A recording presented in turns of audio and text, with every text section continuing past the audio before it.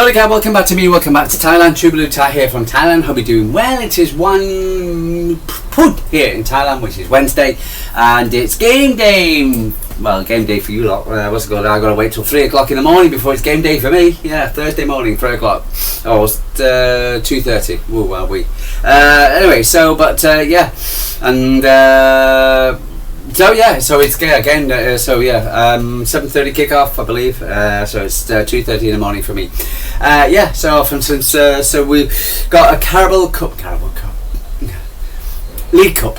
Stick with that. League Cup quarter-final.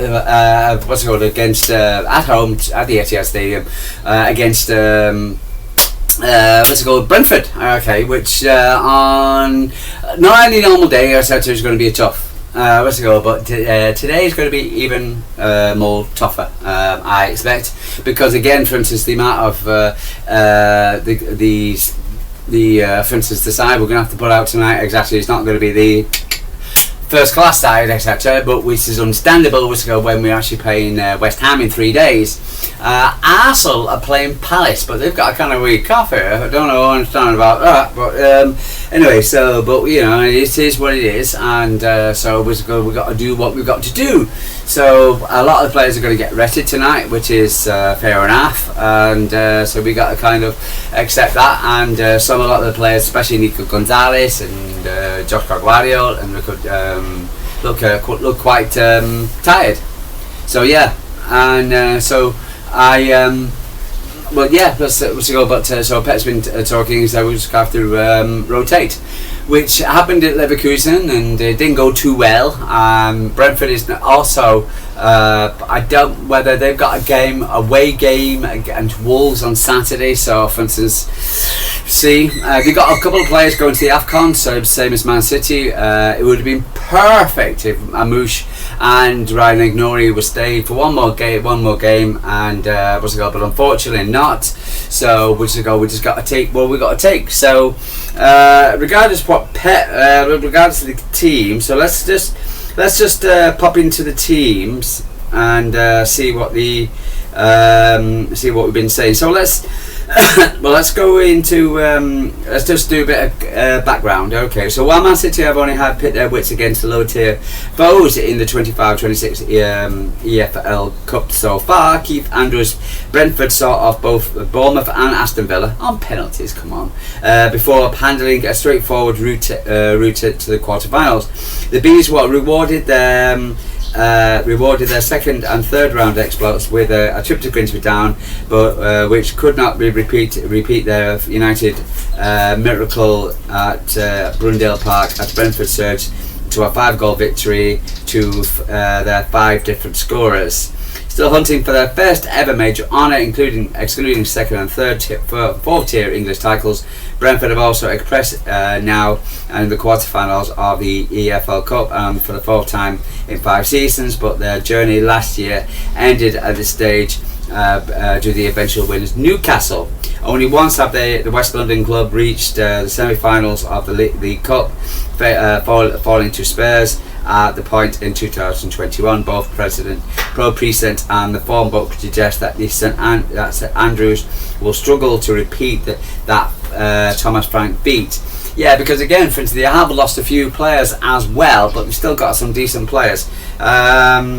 Okay, Brentford are now winless in their three straight matches following Sunday's 1-1 stalemate with newly promoted Leeds, who could count themselves unfortunately not to only claim a point, given they generated more than the double the expected goals tally and shots of their hosts. So they're not in great form, Brentford, at the moment. So it's a good. Again, I always look for these key matches. If you listen to me, for instance, I always think so. Like what's going to be the tip in the balance? What is like the form guide, injuries, people going to AFCON, things like that. I always look for those kind of things. What could float. Now it's at the Etihad Stadium, plus for City. City's got losing a lot of players. Rotating a lot.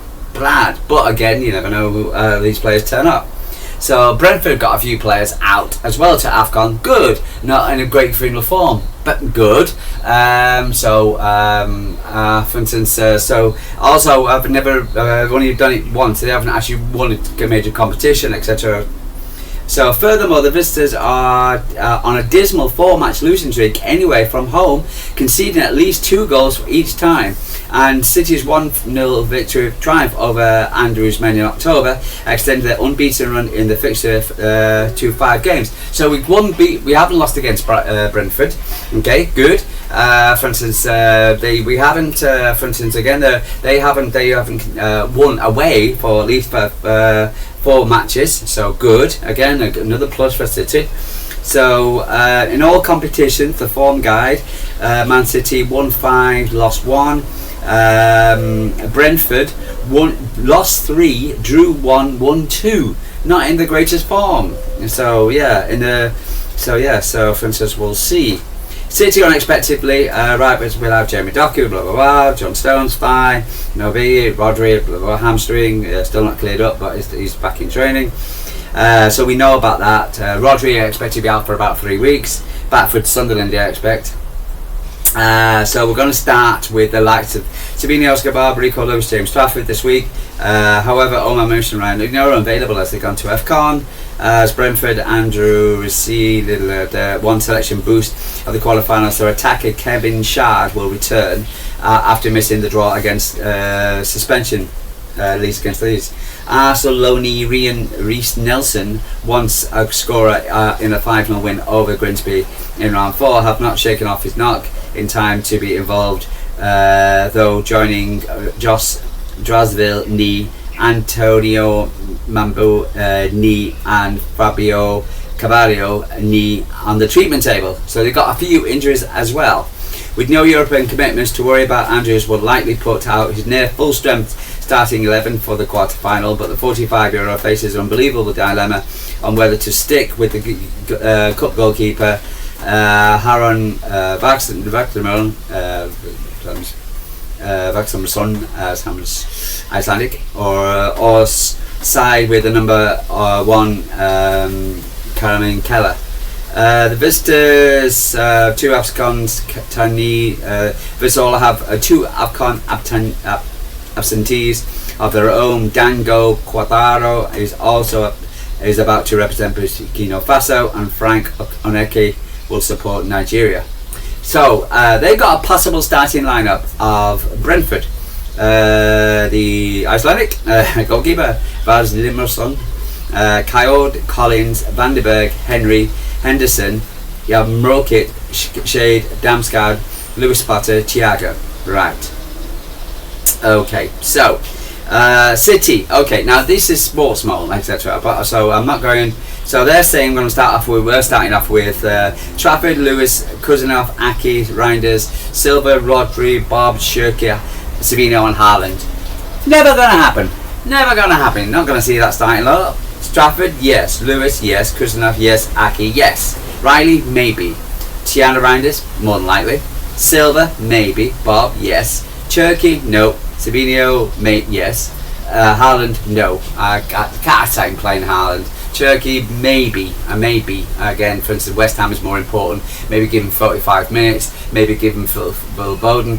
So Divine Masaka, yes. Regan Heskey, yes. So like that, and these are the kind of players we're going to be. It looks like we're going to be playing. I think our bench is going to be. We'll have a few. Definitely, we'll have a few. We're not going to see Guardiola. We're not going to see Diaz. We're not going to see. Be very surprised, absolutely shocked and surprised. We're going to see them too. Not going to see Nico Gonzalez. Not going to see. For instance, so definitely not going to see Nico Gonzalez. Nunes will get the day off as well. O'Reilly maybe, but depends. He's only a young lad, so who knows? So we'll definitely see a weakened City. But again, the players who we put out, etc., they're also half decent. Now, again, for instance, this is the problem with the Leverkusen thing. We played against Leverkusen, etc., and we were rightly beaten, etc., because Leverkusen are a decent side. The problem is, etc., people say, "Oh, Man City can't trust their second string squad." To a point, I agree. But the thing is, again, for instance, the difference is when you're bringing in 11 players to play against, 10 players at that day, play against, who not played together against a good team, etc. You're going to struggle. It's not the fact that these players we're bringing in are bad players. They're very good players. The fact is, and again, if you saw them coming out off the bench, etc., you wouldn't be too disappointed against West Ham, any of these players. If So the problem is, etc., when you bring them all together under one, etc., that's when you have the issues. So you have the blend between the regular starting liners, because they haven't start regularly. If you sit on the bench all the time, they might be basically physically fit, but they're not match fit. So again, they're saying City will win 2-1. EFL Glory would hold much significant for Brentford. There you go. They'll have more of a will to win it than Man City as an outright full effects on the two team starting lineups. But Andrew's big hitters will nevertheless largely found wanting at home against Leeds. They're not playing well. Plus for Man City. On the other hand, Guardiola's second string attackers will strike fear in the heart of defence. Even if it's not pretty, the Sky Blues should punch their ticket into the semi-final. They're saying 2-1 City. Okay, so they're a bit optimistic, etc. But I'm not buying that, and against. So I'm saying that I was listening to Sports Mold, Extreme Company. He does Sports Mold, etc. And he was very negative about it. I've listened to a few of the guys, etc. JCG, Lewis. What's it called? I haven't heard Tickle City, but I think everybody's a bit kind of like refrained about definitely play the kids, and they're not really surprised if Man City lose the game, even though I don't want to feel that we want to do that, etc. I still want a cup is a cup at the end of the day. And Pepsi would say the reaching of the Carabao Cup semi-finals is all incentive City needs. Ahead of Wednesday's final at 7:30 UK, 2:30 Thai time. Under the Guardiola's inspired leadership, City have acquired a highly impressive record against lifting the famous trophy consecutive 2018, 2020 and 2021. That was when we were winning all the time. This team, after recording their first away victory against Hull, Swansea around 3 or 4, City are now incentive to match on to Wembley. But the problem is, etc. We have all these, we have injuries plus players on outcome. So it is difficult. It really is. So again, for instance, would I be surprised? Yeah. So I'm disappointed. I don't want to feel like a Man City defeat. I don't want to say, could we get through? Yes. But again, if they're going to play their big hitters, but then again, their big hitters have not been firing. So it could come down to penalties, maybe. Who knows? Jeremy Doku will be sidelined for 3 weeks. Yeah, we know that. Predicted starting lineup. Let's see if anybody's got anything. So so Trafford, Kuzanov, Diaz, Aki, O'Reilly, Lewis, Reinders, Foden. I got Foden. Semenyo, Husky, and Mosaka. Yeah, that's what I would go with. I would probably start with that. And I would. Yeah, that's the game. That's the starting line I would expect. Sam Barrett is the man in the middle. Hope you're doing a good job and don't get too much involved with stupid decisions. Okay, so so let's see anything else. The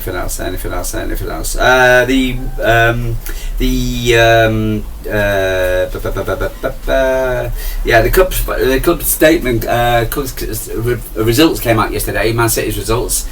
We was our third highest grossing income. We had a net loss of 9.9 mil, but it was 690 plus million. The Man City earned last season on a poor season where we didn't win anything really. So apart from the league, the Charity Shield. But other than that, we've still got qualification for the Champions League. I've still got third position, so we've still got a third. So we would have won some, boom, we would have been on top again. So where you look at United, by the way, are in serious debt. So where Man City are still not doing too bad. The club's fundamentals continue to be very strong for Semenyo. We remain committed to the long-term strategy to build on beauty football, operations excellence, continue impact, and continuous innovation, as we demonstrate as as a demonstration of this, we saw Erling Haaland and Puma signed long-term extensions with the club. We ensure a difficult last season, from which we have learnt a lot, and whatever success will be achieved in the future will be a part. We're thanks to the learning and character we developed under difficult circumstances. Win or learn, as we often say, we will look to the future with an ambition and determination, convinced we have a system, people and culture in place to continue our journey ambitions. So that's Ferran saying that. I believe we're losing a CFG guy, for instance, or to Spurs, which I'm not happy about. For instance, one of our talents. Again, always our opposition are always trying to steal our players. Khaldun Mubarak, I believe we may look back on this year as one of those pivotal for ongoings and long-term strengthening of the club, on focusing on certain continuous improvements, did not dismay in other ways of the season, so everyone across the organisation remains committed. So there you go. So everybody's back. Also, City, 694 million, 0.1 million for annual reports, so which is pretty decent. Also, there's also reports again. Antoine Semenyo interest. Another person's come out and say Man City are interested in Semenyo. He's got a 65 million release clause active for the first 10 days of Jan. But so Man City's again. You get more reports coming out. Again, you got these little hints of only one person's talking about it, fine. 10 people talk about it. And he's got a big question mark. So interesting. Semenyo has been driven by Pep Guardiola, by the sounds of it.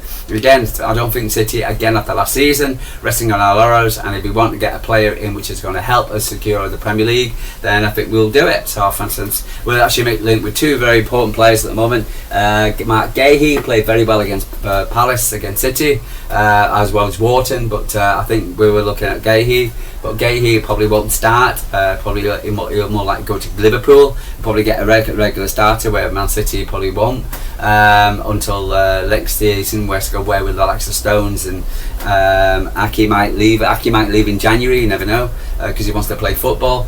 And he's been told by the Dutch manager, you've got to play football to get in the Dutch side for the World Cup. So he might losing him, so we'll see. But Semenyo looks like he could be more like edging towards the Man City transfer, but we'll see. Say Doku is out. So it's again, it's everything's in a positive manner. It's a shame that we've lost the guys to AFCON. It's a shame we lost Doku. He wouldn't be playing anyway tonight, sorry. But I think overall, etc. For instance, we got to be pleased that we can put out a really good size. Not like we're putting out complete kits, etc. So, and because again, West Ham's more important. It is at home, which is good. West Ham play well against Villa, but we'll see how they play against us again. So yeah, but overall, I'm looking forward to it. Again, I'm going to say a Man City win. I'm going to go positive, saying a Man City win. Man City 2, Brentford 1, and City match towards the semi-final again. And there's no reason why, and again, Brentford are it's a good side. It's going to be a tough. It's not as good as to the Thomas Frank days, and but I expect them to be. We have beaten this season, etc. They're not going to play for a decent run. They have got a group of players in AFCON. We've got some good players. We have even in our second string of good players. So I'm going to back us. I'm saying Man City 2-1 victory, and let's go. But and so come on, let's go. Come on, let's go for it. Man City 2, Brentford 1, and come on. Let's keep the run going. Otherwise than that, I'll speak to you tomorrow after the game. Like and subscribe, tell me what you're thinking, and I'll go and cool myself down. Love a hot sunny day in Thailand, etc. Don't rent a motorbike in Thailand if you don't know what you're doing. There's plenty of motorbike accidents at the moment. Anyway, guys, love you, leave you, 2 Blue Talk from Thailand.